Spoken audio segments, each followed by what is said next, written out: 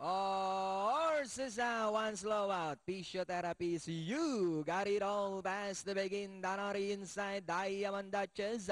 Sexy Isis racing in third, Legacy. Then moving up on the outside, Sudden Burst. Especially discreet Spiker and Physiotherapies. Into the turn they go, Diamond Duchess. Viola Line can help, you got it all in second.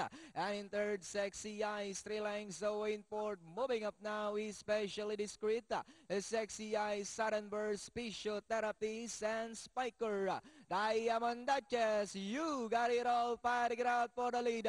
Moving up now in third, especially discreet, Legacy in fourth.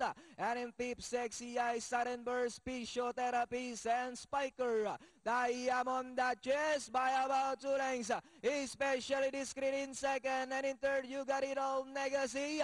Then here comes Physiotherapies, now coming closer in fourth. As they come down at the last 200, Diamond Duchess still in front, especially discreet. Moving up on the outside, now third is Physiotherapies, but it's still Diamond Duchess by about 2 lengths. Physiotherapies now moving up on the outside. Diamond Duchess, Physiotherapies on the outside. And finally, Diamond Duchess, Physiotherapies, especially discreet. Then comes number 1, Legacy. 2571 ang unofficial na dating natin for race number 10. 2571 Diamond Duchess with Mark Alvarez crossing the wire first. Inabot yung ating double and 789,000. 482,000 naman yung ating forecast na 2518. 18 yung ating forecast na 25. 308,000 naman ang binenta ni Diamond Duchess sa ating double.